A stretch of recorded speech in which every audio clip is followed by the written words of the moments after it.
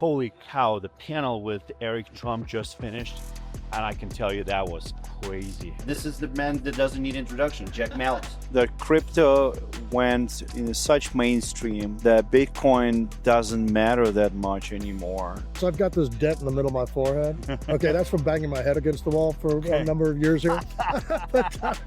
Wyoming is open for business. Enjoy it. This is special content for you.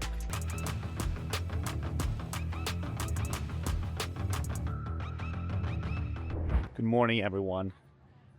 This is the day 3 of the conference in Jackson Hole, and I'm very excited about today's day. There will be a lot of good guests, speakers, mostly people from the government. We're going to have people from, I think, a person from Treasury Department. Can't wait to hear what he's going to say.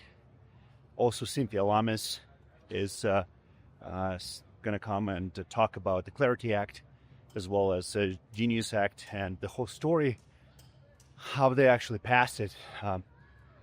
It's pretty heavy on political figures today, which is good because we have lacked the regulation and we have lacked the participation of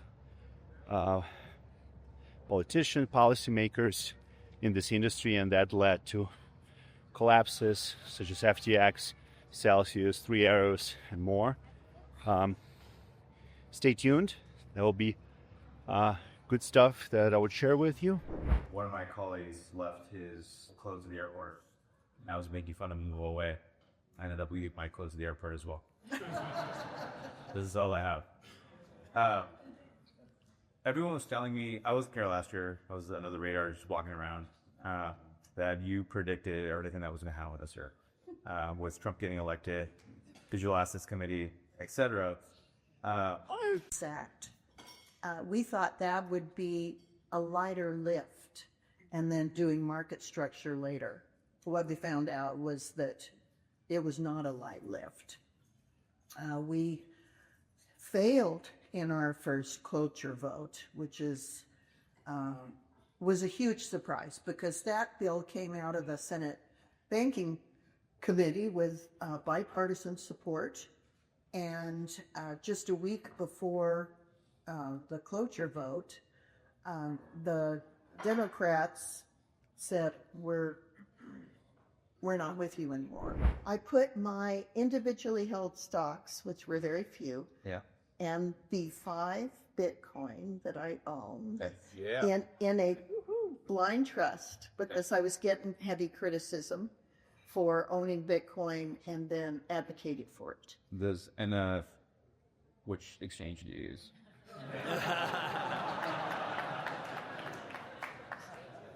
You know, there's So you don't have to answer, but I just want you to know that we have an SPDI here in Wyoming, so we can custody your assets and then we can lend you dollars back. You know, I think to tell you.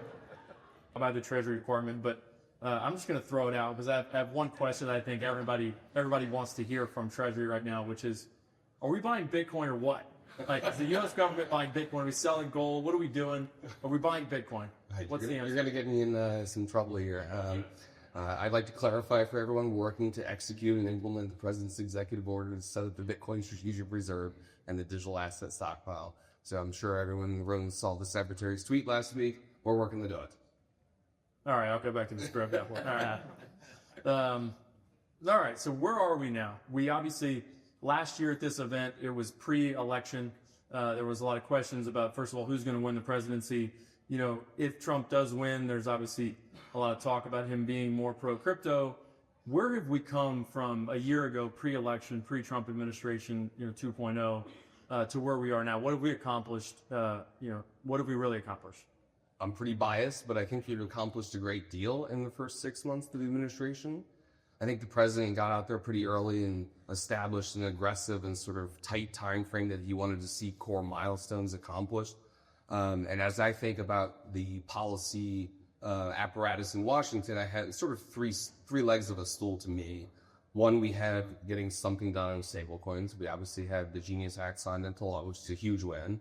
And now Treasury and the rest of the regulators under the Genius Act are working to implement and execute against that. So we have tons of work that we need to do in terms of issuing regulations and doing all the things to make it effectual. Crypto markets have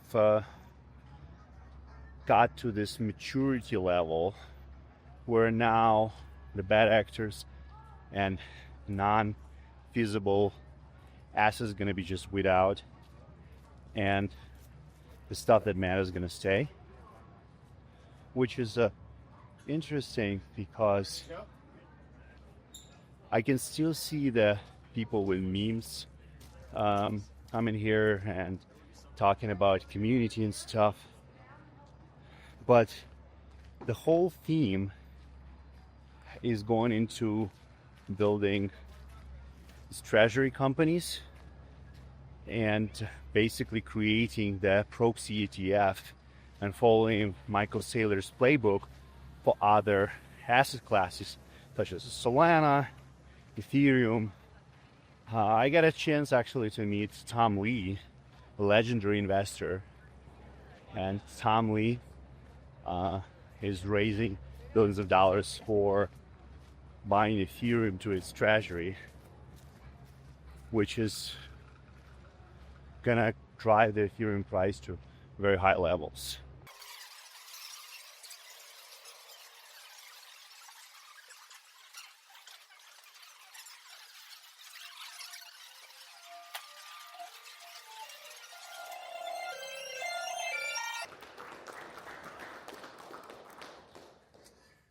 So as you guessed, when I walked on stage, I grew up in a small village in southern Sudan, and in Kenya later in the while war got bad. Getting into the problem of electricity in Africa, we realized that, as you saw in the slides earlier, 600 million people don't have access to it. Why is that? It's because in that village, even if Letitia and all of her friends start buying and building things with that electricity, they still lack something else, which is they don't offer the anchor tenancy that an energy generation plant requires to be sustainable as a business. So in most, we've seen 36% usage of any of these energy sites by the local community. So it's just really hard to drop in a multi-million-dollar project and expect to get a return on investment for people who work for less than $5 a day, many times less. So we come along and we drop in a 20-foot container of Bitcoin miners, right? They use a lot of energy. And this has been a sticking point for so many people in that Bitcoin space, right? Energy is the problem, right? Well, energy is the solution too. The use of energy is actually what makes this energy project so exciting and so interesting. When we look at the amount of energy used, we often think, okay, that's scary, and it is to some people. So we don't use all of our power anywhere. So in that Malawi village, this is the duck curve for what that power actually looks like for demand, right? The same thing applies in the United Kingdom. The same thing applies in Wyoming. There's periods of the day where energy is not being used and it's left stranded. Well, we are live. We're live from Wyoming and from blockchain conference organized by Sol from Anthony Scaramucci. And I just stumbled upon this nice fella. We actually already connected before. Introduce yourself. I'm Dennis Facilotus. I'm the president of South Carolina Emerging Technology Association. We're the trade association in South Carolina. Dennis, you are the only man who beats me in the long last name. I'm very happy to have someone who I can actually compete in that, because usually I have that problem. So the difference is, there are no silent letters in mine. It's true. It's true. So what brought you to the conference? Well, we're here, for two purposes, really. Obviously, with the association, as outreach and to bring the best back to South Carolina. And then also in my private capacity, I've taken the position, as an advisor to Paul Dans, who's running for Senate in South Carolina. Okay. So we're here introducing Paul, as well as what our program is in South Carolina. We have a very broad based initiative in the state. We have 5 bills that are currently filed. We have one that moved last year, the Bitcoin block. Basically, we call it the Freedom Financial Act. but it provides some basic parameters around mining and provides a general regulatory structure for the state. We hope to get that passed next year, along with a level of education that we're doing right now, so that we can really kickstart South Carolina into the digital asset space. You know, South Carolina is close to my heart. I've been doing business there for probably 2.5 years, maybe a little bit more. We have a few mining projects there where we mine Bitcoin and actually provide the curtailment services to the local community. Right. Since there is big swings in demand in power in South Carolina, they do need users like our own who can shut down the power when there is a high need. So we've been doing that. We definitely, as an industry, need more people like yourself and more voices. And of course, not only more voices, we probably need voice like yours to sound louder. Right. What would help you to sound louder, Dennis? Well, if you notice, I've got this dent in the middle of my forehead. Okay, that's from banging my head against the wall for a number of years here. but we do have, we are making progress. I mean, you referenced the interruptible aspect of Bitcoin mining. Most people in South Carolina don't realize that Bitcoin mining was really the salvation for part of the state, during Winter Storm Elliott. We have about 150 megawatts of capacity, between the Greenville-Spartanburg area. Wow. They were shut down. Okay, and that pumped we were one of those companies who did shut down during that period. Right, versus same operating company, Charlotte, Raleigh-Durham, rolling blackouts. No Bitcoin mining in that area. Wow. Whatsoever. 6 hours on Christmas Eve. I haven't heard about blackouts in Charlotte area during that time. Yeah. Unbelievable. I testified before the South Carolina Senate Energy Committee on that very subject, and it was interesting. We got a little bit of recognition from that standpoint, but what was really very interesting about that is that our South Carolina Commerce has an initiative, creating distributed energy products, and I mean our testimonies with the Secretary of Lightsey, from South Carolina Commerce, and my testimony for Bitcoin mining were almost identical. Where obviously their focus is trying to create distributed energy grid, through innovations that they're developing at the South Carolina Nexus project. Ours, of course, is more data center oriented and interruptible from that standpoint. But they're two in the same projects is what it comes down to, and they contribute to each other. So getting that message across to our lawmakers is really the challenging part. Because we tend to be overshadowed by the big box hyperscalers. I mean, our incentive programs in South Carolina are really focused on design, and they really cater to, the big tech. I mean, large campus style arrangements, a lot of air conditioning, distributed, redundant power supplies, that type of thing. So what we've been advocating for is to say, okay, let's talk about actual efficiency projects. I mean, where if you have an interruptible power agreement, then you get the benefit. You get the incentive. Absolutely. And we're not talking about configurations and hardware and any one particular, whether it's a 5.9 or a 6.9 or whatever from that standpoint. Let's talk about what really impacts the grid. I agree with you. I believe the interruptibility aspect of Bitcoin mining is very undervalued. Yeah. Not that many companies and policymakers actually know about it. And that's an important part of Bitcoin mining, especially in the areas where there is so many swings in demand during the winter storms. Because, for example, in South Carolina, it's a southern state, right, and they don't get used to cold climates and cold weathers. Right. But we can see more and more in the last years that the winter actually comes unexpectedly. Right. And when that happens, obviously everyone turns on their heaters to make sure they don't freeze themselves. And that's when people like my company, Easy Blockchain, going to shut down the Bitcoin mining operations for a few hours to release that power back to the grid, which is... I'm curious, in the summer, how many requests do you get? Oh my God, we sometimes get 3-5 requests a day. Yeah, that's the big heat time. Very big demand. Everybody's turning their air conditioners on. Correct. Yeah. We receive signals, as a matter of fact, like a few times a day. Not always we shut down, but we always have to be standby. Right. That's a part of our contract. Unfortunately, we do not have, any say in rate structure in the state. So, like, if there could be some type of, policy advocacy for creating new rates for miners like ourselves, we're definitely going to be on board with that. Right. So, Dennis, I appreciate your time. Thank you. Sergii.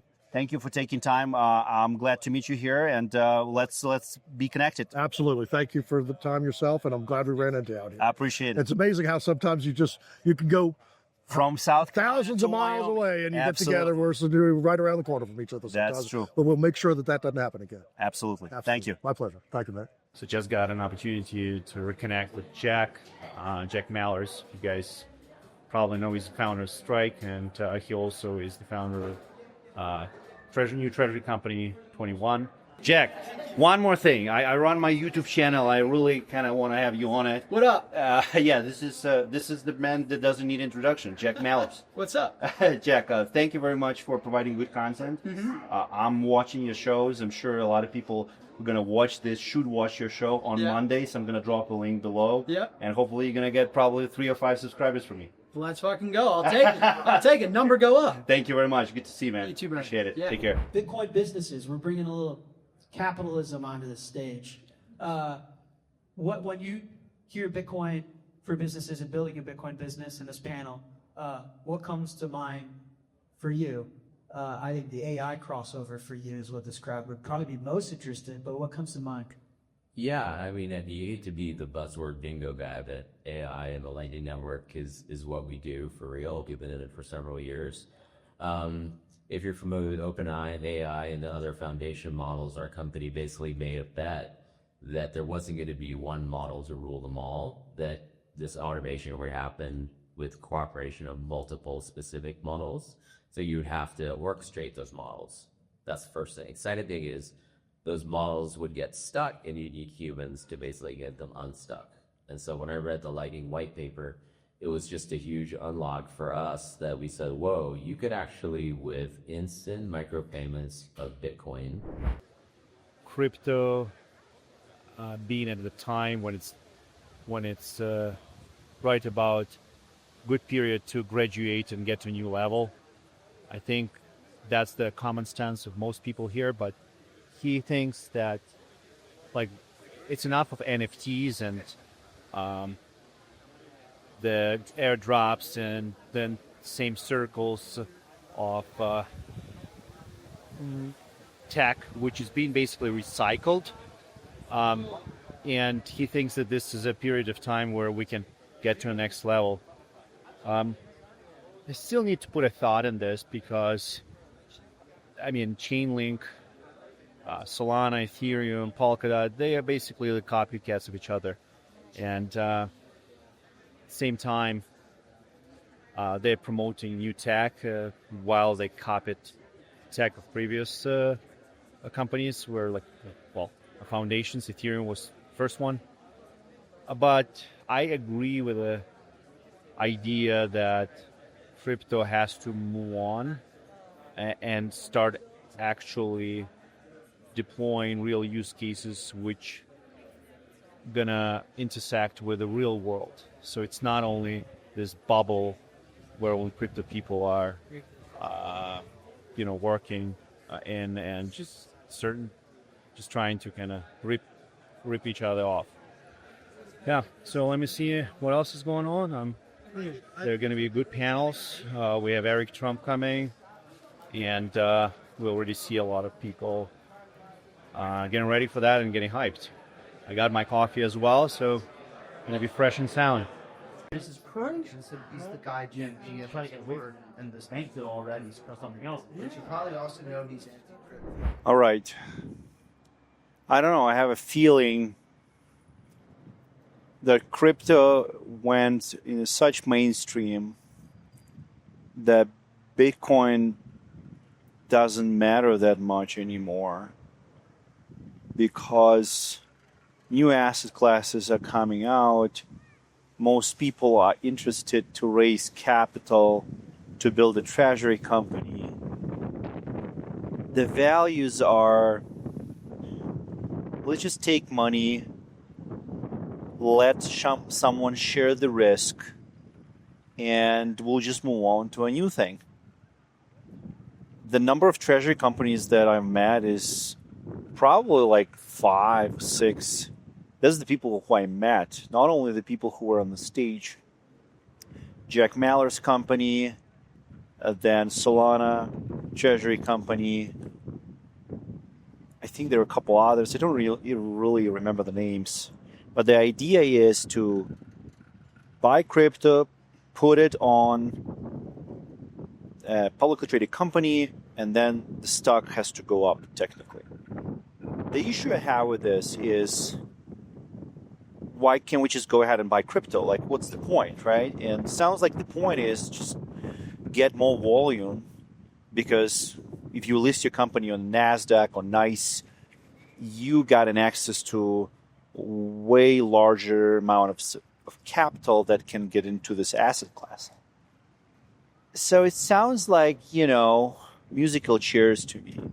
Let's just get an asset. Let's not focus on cash flows. Let's not focus on what it does, but let's focus on how much volume we have in it.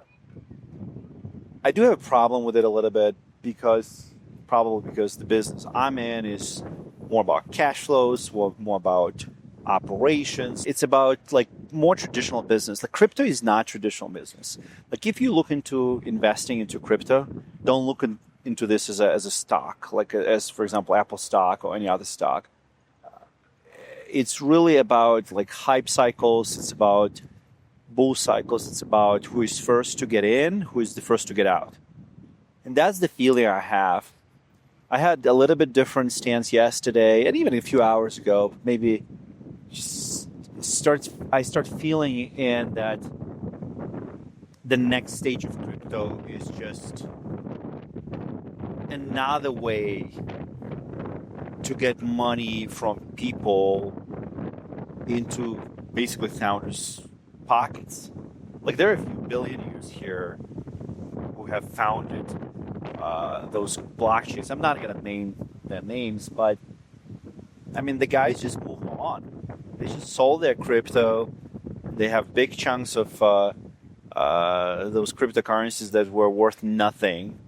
The use cases probably there, probably not there, but those guys are just made their money and enjoying the life, and everyone else is probably holding the bag.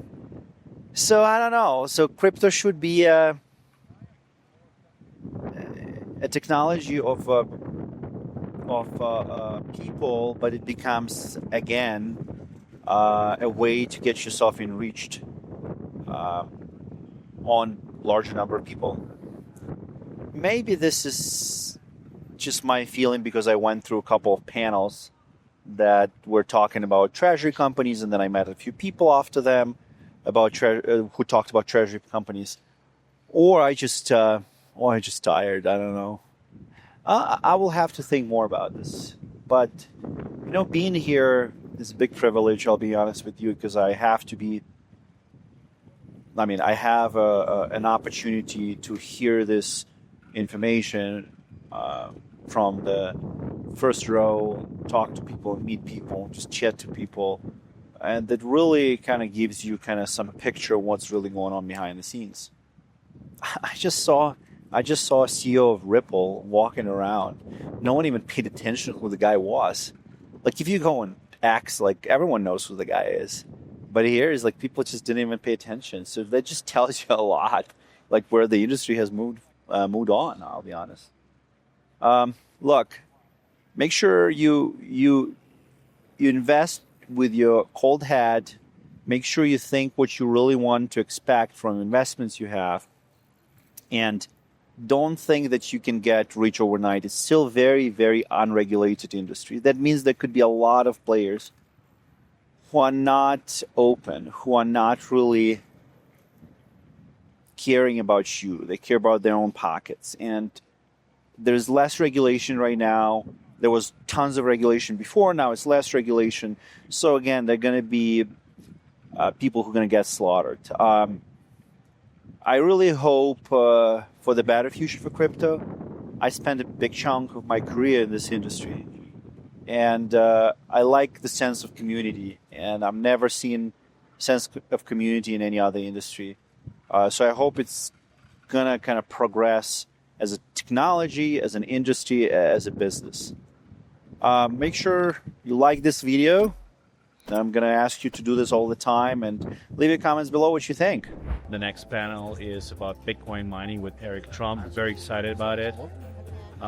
That's the topic that I'm proficient in. I'm very curious to hear out Eric Trump uncut how far he's in this industry now, and if it's just a buzz or is he really into it. Let's check it out.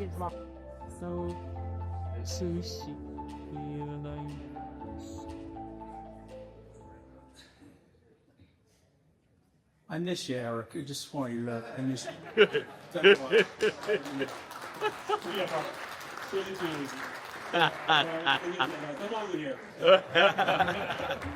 Glad he's better at these conferences than he was at politics, all right?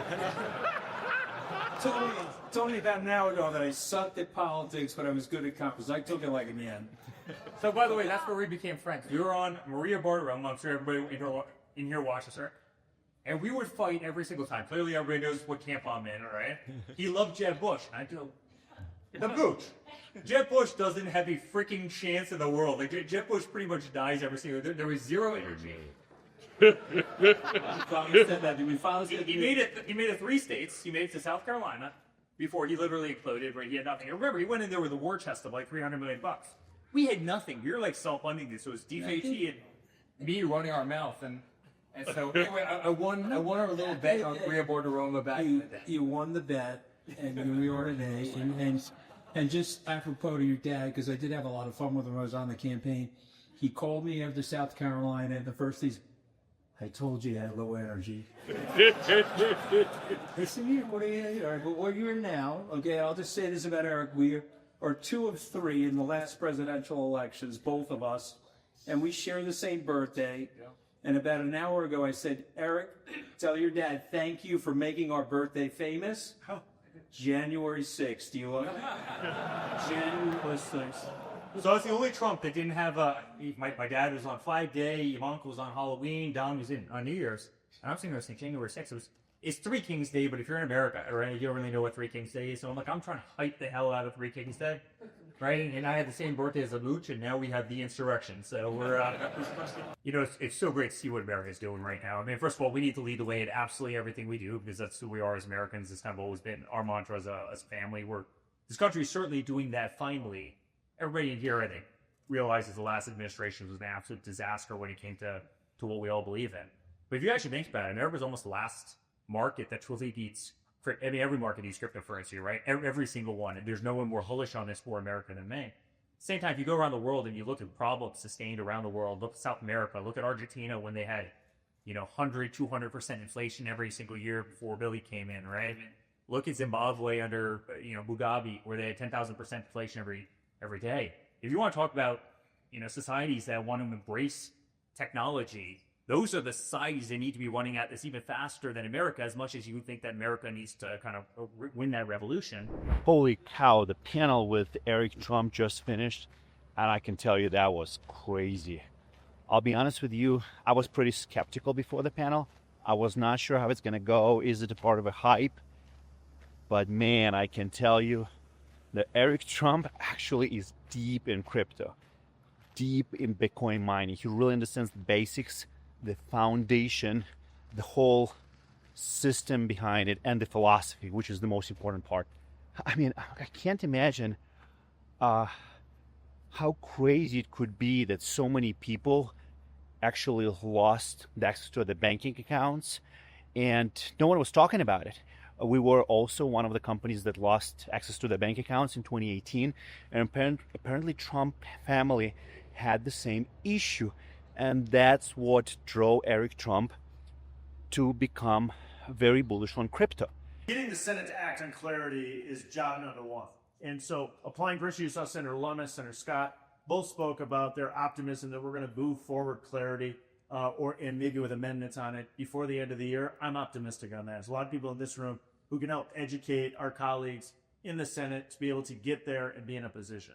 I think there's still 2 fallacies that exist in the broader crypto space. The fallacy on the left is if you regulate or if you create a nanny state, you can prevent this from occurring in the first place. That's false. This is already occurring, and so we're in a position we should legislate. The fallacy on the right, amongst my colleagues, which I think we've more or less starting to overcome it in full, is that we shouldn't legislate at all let's say fair system works. The reason that's a fallacy is there are rules of the road, there are regulations that are just poorly structured for the digital asset space. President participating in a market while a city president, unless those assets are in a one trust. So I think the conflicts of interest issue has prevented a number of Democrats from being willing to sign on to this legislation or support it. And at the end of the day, I take the view that, I said on the House floor during my debate time where I supported his legislation, led the debate for Democrats, worked to encourage my colleagues to vote for the legislation. I said, the elephant in the room here is the president's family's participation in this marketplace. And so I think that that's a stumbling block to get more Democrats to support the legislation. My alternative point of view is, yes, it shouldn't happen from any sitting president or their interest.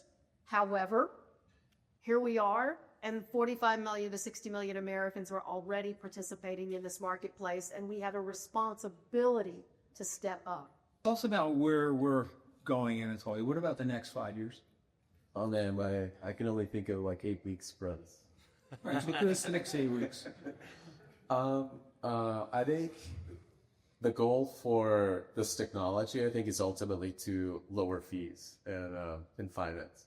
The way I think of it, it's software eating the world. When you have software that consumes services and things like that, it improves fees for the consumers, it improves prices, reduces costs, or improves reliability and safety. So we've seen, I think, immutable ledgers really prove out some of it as a guaranteed thing that you can trust without relying on intermediaries. So massively improved safety. I think what we've seen with smart contracts is improving transparency of risk. So Aave and protocols like that, you can observe the risk in the system at all times, and you know exactly what's happening, like it's never going to blow up. And that has reduced risk for consumers. And what Solana has achieved is, with scale, it reduced prices. Solana fees never increase.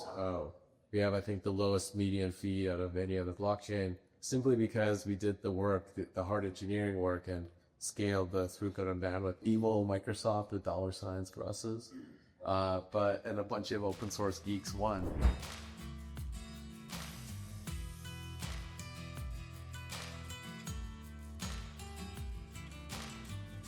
Wyoming leads the way. That's what governor of Wyoming just said at the panel. He's very, very pro crypto, very pro business. Literally, he was sitting at the panel and said, Wyoming is open for business. And that's just kind of mind-blowing approach that you can't see anywhere else, because Wyoming is a small state. There are a few 100,000 people population. Younger generation is actually leaving because there are no jobs. So they trying to do everything to bring business here. And larger states like South Carolina, Georgia, Illinois, California, New York, they don't have those problems. That's why the policies are not pro-business, are not pro-innovation. But here, you could definitely feel it.